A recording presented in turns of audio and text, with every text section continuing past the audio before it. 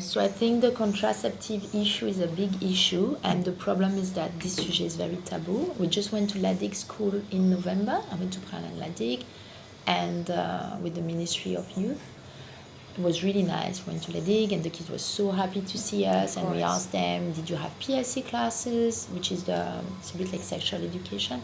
And they were like, "No, we haven't had it for like 2 years." So they were so happy we were talking about sexuality and explaining stuff to them. And when we asked them who can talk about sexuality at home, they're like, "Miss But that's it, growing up here and going to school here, I was lucky because my mom talked to me about these things, but all of my friends, they could not talk to their parents about it. They were sexually active.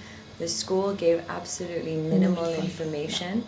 And some of them did get pregnant. Of course. Yeah. So this is the big thing. It's like, for us, the education is the key. But we need that law to change so we can help them better. We can educate them and give them something. Some people will say to me sometimes, "Oh, you're pushing the youth to have sex." And I'm like, look, some people actually told me, "Laura, you know what? We need to change the law, and we don't let them give the consent at 15. They're only allowed to give the consent at 18. Then there will be no teenage pregnancy." Oh my gosh. And I'm like, all right, so you believe that those kids are going to wait for you because you wrote on that document that they have to wait for 18? No, they will still have sex. They will hide it even more. We're going to have more and more backstreet abortion, more and more diseases that are hidden. Because we have some girls who we find out, let's say, they're HIV positive because they tested during pregnancy. Otherwise, they would have not done blood test. You see? And it's a shame because they find out at the age of 17 or 16 that they're HIV positive. At the same time, they are pregnant. At the same time, they stop school. Often the partner is not there anymore. And there you are, 16 years old. There you go. You got your package for life now. And this is where I believe as a society that we are completely failing. We have to open our eyes. Our eyes are all open. You drive in your car and you see all those young girls with a baby, or you see them pregnant, and you know that something's wrong there. So it's our role as adults and as a society to be there. We are there to help you. They have loads of answers, those kids. We need to ask them, what do you think we should do? What do you think we should, how do you think it should work? They will give us ideas. They will give us loads of solutions. Some might not be possible, but we'll be like, okay, we change the law. We help you educate yourself more. And we also have to educate the families that it's okay to talk about sex, that we have to have those talks. Because they tell you, the mothers, they come to labor room and they say to you, you can see, they feel like they failed, you know. I had a lady the other day, that day, 2 16-year-olds gave birth. Literally, we nearly have every other day a teenager, even really? More. Yeah, more, because we have 216 last year. Teenage pregnancies, 16. And deliveries. Wow. Yeah, 216. Yeah. So we had a lot last year, and they would come and they would say to you, so the other day, one 17-year-old delivered in room 1 and room 2, literally. A few minutes apart, a few hours apart. The first one was fine. Like, you could see the baby was born, she was fine. She was a teenager. Her mom was there, you know. The second one literally gave birth. She was 16. The baby came. I could see it was difficult for her. Her mom was there. The baby was born. I put the baby on her stomach, because you know when the baby is born, and she just turned her hands. She didn't touch. And I looked at her mom. I took care of the baby, and I looked at her mom, and I said, well, she's like, Miss, travail peut commencer là. On dit, ben, quoi, on qui peut besoin aider. Je me connais, mais je m'occupe qui peut pitié. And I felt broken for that grandmother. I felt broken for that daughter that was in, you know, she was completely in denial, and she's 16 years old. She doesn't want that baby. She wants nothing to do with that child. I don't know how that child came. I don't know if it was a stable boyfriend or not. I didn't really talk to her so much about it that day. And I'm like, okay, there you go. This little human is coming into this. How is he going to be raised? I had beautiful stories when I had 15 years old that delivered with me, and from a boy who was 22, and I was just like, no, she came with her mom didn't know about the pregnancy or whole thing, but we built that relationship throughout the labor. And then after, I kept in touch with them, and I said to the mom, do you know this is abuse? Because she was 14 at the time. And she's like, well, miss, you know.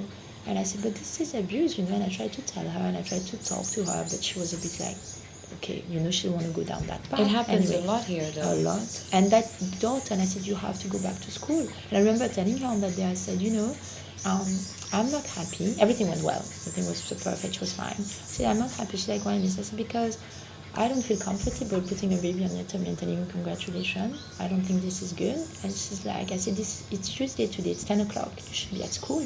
this is not your place, not in the living room. You can come to me in a few years, but not now. And I said, I want you to go back to school. And her mom was like, she was a good student at school, and she said she's going to go back to school. Sometimes I see them on social media, and when I see them in the street, they talk to me. And last week she graduated. Nice. And I was so happy, and her mom sent me the pictures, and she said, she continued school and she graduated, but because her mom was there to support her, and her mom was there to push. And a lot of them don't have that. They don't have that. But what happens to the men? Because I'm sure you see that a lot with So men who have sex with underage what happens mainly is that because the law says 15, when it's before 15, there's like a big thing that's done where police get involved, blah, blah, blah. But after 15, no. And what I like to always say is that, look, abuse doesn't check the age. She can be 15, she can be 17, she can be 25, or she can be 12. Of course, the 12 is even worse. But what I'm saying is that abuse is there anyway. Not giving your consent, it's an abuse. So what happens is there's lots of kids that are being abused. They don't even know that they are being abused. I have girls, Lucy, who have explained to me how their family sells them.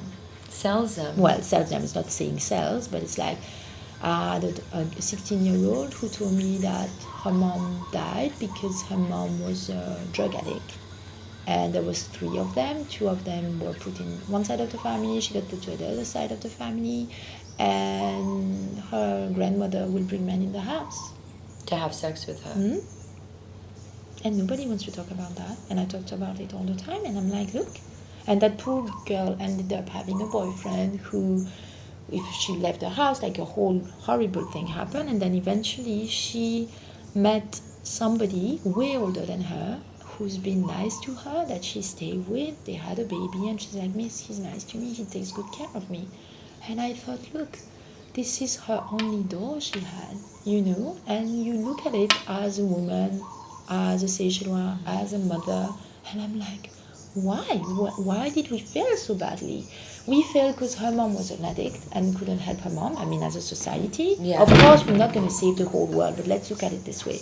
We failed because her mom was an addict and we couldn't save her. That lady died from her addiction, left 3 kids behind, right? No parents. Obviously, they had no fathers, those kids. None of them had a dad to take care of them. 2 of them were put in one side of her family where actually they could took good care of them. She got put to this lady who was her grandmother, who abused her, who put men in the house. She had to run away. She ended up with a man who's way older than her and ended up having a teenage pregnancy. She works and stuff, this girl. She stopped school, she works, and she's quite, but is this the life that she wanted? Is this really what we had to offer to her as a society? But that's it. It happens so much It's here. all the time. You see, I have stories that those kids tell me, and I spend loads of time with them all the time in labor room and stuff. But when you actually sit and listen to them, those stories they tell you, it makes me... I grew up overseas a lot, and I've seen how prostitution... I grew up in Madagascar, where there's loads of prostitution. I grew up in Africa, where I saw it a lot.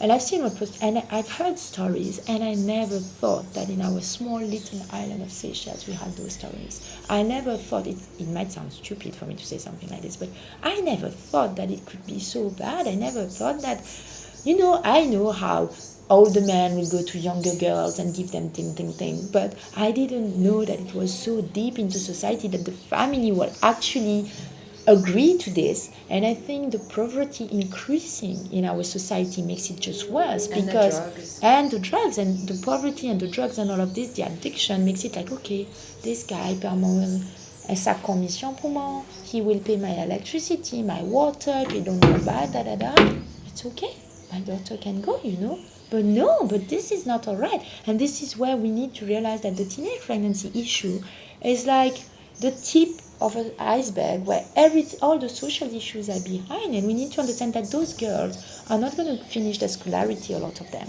They won't have a level of education that's good enough for them to get a good job, to get a good salary. So they're going to continue like that. Those kids born from teenage mothers very often become teenage mothers too, with a lack of education, more risk to go to jail, more risk to go to drugs, Those are studies that's been done everywhere. I have sometimes a teenager giving birth in a living room. Her mom is outside sitting pregnant, waiting for her.